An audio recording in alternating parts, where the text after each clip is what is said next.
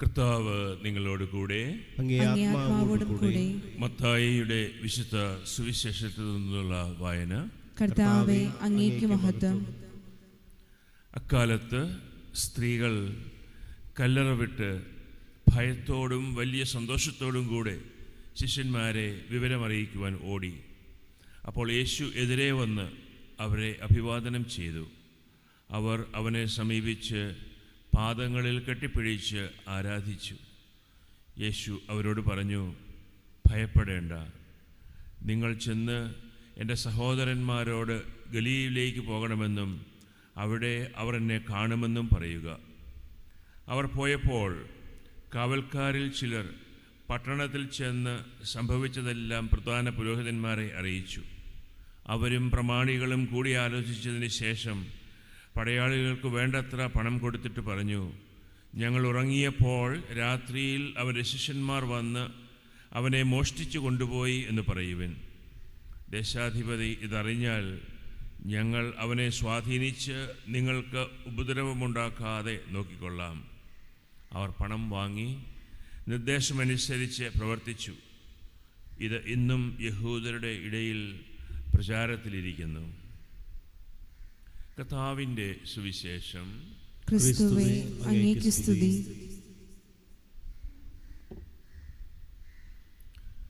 മിശിഹായിലേറ്റം പ്രിയപ്പെട്ടവരെ, നമ്മുടെയൊക്കെ ജീവിതത്തിൽ പലപ്പോഴും എല്ലാം അവസാനിച്ചു എന്നൊരു ചിന്ത കടന്നു വരാറുണ്ടായിരിക്കാം.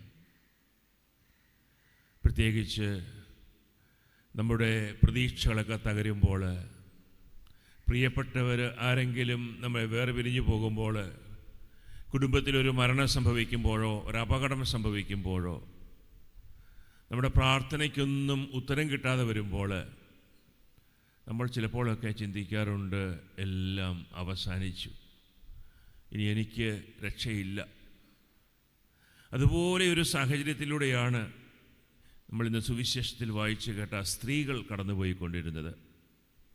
അവരെ സംബന്ധിച്ചിടത്തോളം അവരുടെ പ്രിയപ്പെട്ടവൻ കുരിശിൽ തറയ്ക്കപ്പെട്ട് മരിച്ച് കല്ലറയിലാണ്. അവരുടെ ഉള്ളിൽ സങ്കടമായിരുന്നു. അവരുടെ പ്രതീക്ഷകളെല്ലാം തകർന്നിരിക്കുകയായിരുന്നു. എങ്കിലും അവർ നേരം വെളുത്തപ്പോൾ തന്നെ, ഇരുട്ടായിരുന്നുവെങ്കിലും നേരം വെളുക്കാറായപ്പോൾ തന്നെ അവർ കല്ലറയിലേക്ക് പോവുകയാണ്. സുവിശേഷം പറയുന്നു, അവർ വലിയ സന്തോഷത്തോടും ഭയത്തോടും കൂടിയാണ് പോയത്. അവരുടെ ഉള്ളിൽ ഭയമുണ്ടായിരുന്നു, എന്നാൽ വലിയ സന്തോഷവും ഉണ്ടായിരുന്നു. കാരണം അവർ കല്ലറയിൽ ചെന്നപ്പോൾ കല്ലുകൾ മാറ്റപ്പെട്ടതായി കണ്ടു. വസ്ത്രങ്ങളൊക്കെ അവിടെ ഇറക്കി ഊരി വെച്ചിരിക്കുന്നത് കണ്ടു. അപ്പോൾ അവരുടെ ഉള്ളിൽ ചില വിശ്വാസത്തിൻ്റെ സ്പന്ദനങ്ങളുണ്ടായി. വലിയ ഭയമായിരുന്നു അവർക്ക്. ആ ഭയം അവരെ വിശ്വാസത്തിലേക്ക് കൊണ്ടുപോവുകയാണ്. ഈ ഭയവും വിശ്വാസവും തമ്മിൽ ഒരു ബന്ധമുണ്ട്. വിശ്വാസം എന്ന് പറയുന്നത് ഭയം ഇല്ലാതിരിക്കുക എന്നതല്ല. നമുക്കെല്ലാവർക്കും നമ്മുടെ ഉള്ളിൽ ചിലപ്പോൾ ഭയമുണ്ടാകും. ഓരോ കാര്യങ്ങളെക്കുറിച്ചൊക്കെ ചിന്തിക്കുമ്പോൾ ഭയമുണ്ടാകും. എന്നാൽ ഭയത്തിൻ്റെ ഇടയിലും എൻ്റെ ദൈവം എൻ്റെ കൂടെയുണ്ട് എന്നുള്ള തിരിച്ചറിവാണ് വിശ്വാസം. ഭയന്നിരിക്കുമ്പോഴും എൻ്റെ ദൈവം അറിയാതെ എൻ്റെ ജീവിതത്തിൽ ഒന്നും സംഭവിക്കുകയില്ല എന്നുള്ള തിരിച്ചറിവാണ് വിശ്വാസം. ഭയം നമ്മളോട് സംസാരിക്കും, നിനക്കിനി ഭാവിയില്ല. ഭയം നമ്മളോട് പറയും, എല്ലാം അവസാനിച്ചു. ഭയം നമ്മളോട് പറയും, ഇനി രക്ഷയില്ല. എന്നാൽ വിശ്വാസത്തിൻ്റെ ശബ്ദം നമ്മളോട് പറയും, നിൻ്റെ ദൈവം നിൻ്റെ കൂടെയുണ്ട്. നിന്റെ ദൈവത്തിന് അസാധ്യമായിട്ടൊന്നുമില്ല. നിന്റെ ദൈവത്തിൻ്റെ സ്നേഹത്തിൽ നിന്ന് നിന്നെ വേർതിരിക്കുവാൻ ആർക്കും സാധ്യമല്ല. വിശ്വാസം നമ്മളോട് സംസാരിക്കുമ്പോൾ ഭയം വിട്ടുപോകുന്നു. അപ്പോൾ ആ സന്തോഷമാണ് ഈ സ്ത്രീകൾക്കും ഉണ്ടായിരുന്നത്. അവരുടെ ഉള്ളിലുണ്ടായിരുന്ന ഭയമെല്ലാം സാവധാനം മാറുകയാണ്. ഭയമാണ് നമ്മളെ വിശ്വാസത്തിലേക്ക് നയിക്കുക. ആ വിശ്വാസമാണ് നമ്മളെ സന്തോഷത്തിലേക്ക് നയിക്കുക. ഈ ഈസ്റ്ററിൻ്റെ ഈ ആഴ്ചയിൽ നമുക്ക് നമ്മുടെ ഉള്ളിലുള്ള ഭയം, നമ്മുടെ ഉള്ളിലുള്ള ഉത്കണ്ഠ, നമ്മുടെ ഉള്ളിലുള്ള ആകുലത അത് തിരിച്ചറിഞ്ഞുകൊണ്ട് അതിനെല്ലാം വിശ്വാസത്തിലേക്ക് ഉത്ഥിതനായ കർത്താവ് നമ്മുടെ കൂടെയുണ്ട്. മരണത്തെ കീഴടക്കിയവൻ നമ്മുടെ കൂടെയുണ്ട്. ആ പൂർണ്ണ ബോധ്യം, ആ തിരിച്ചറിവ് നമുക്കുണ്ടാകട്ടെ. ഇന്നത്തെ ആദ്യ വായനയിൽ പത്രോസിൻ്റെ ആ വിശ്വാസം, ആ ധൈര്യം നമുക്ക് കാണുവാൻ സാധിക്കും.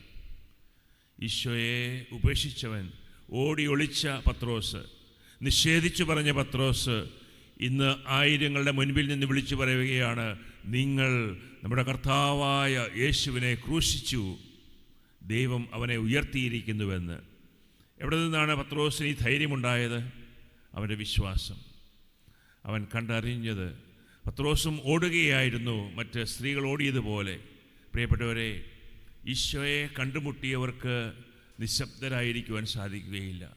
ഈശോയെ കണ്ടുമുട്ടിയവർക്ക് നിശ്ചലരായിരിക്കുവാൻ സാധിക്കുകയില്ല. അവർ ഓടും. കണ്ട ഈശോയെ, അനുഭവിച്ച ഈശോയെ പ്രഘോഷിക്കുവാനായിട്ടുള്ള ഓട്ടമായിരുന്നു അത്. നമ്മുടെയും ജീവിതത്തിൽ നമുക്കും ഓടുവാൻ സാധിക്കണം. ഈശോ എല്ലാവരാലും അറിയപ്പെടണം. ഈശോ എല്ലാവരാലും സ്നേഹിക്കപ്പെടണം.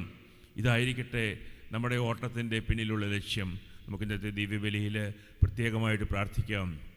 നമ്മുടെ ഭയം നമ്മളെ വിശ്വാസത്തിലേക്ക് നയിക്കുവാൻ, നമ്മുടെ ആകുലതകളും ഉത്കണ്ഠകളും വേദനകളുമൊക്കെ വിശ്വാസത്തിലേക്ക് നയിക്കുവാൻ കർത്താവേ, ഈ ദിവ്യബലിയിലൂടെ അങ്ങ് ഞങ്ങളെ ശക്തിപ്പെടുത്തണമേ എന്ന് പ്രാർത്ഥിച്ചുകൊണ്ട് ഈ ബലി അർപ്പിക്കാം.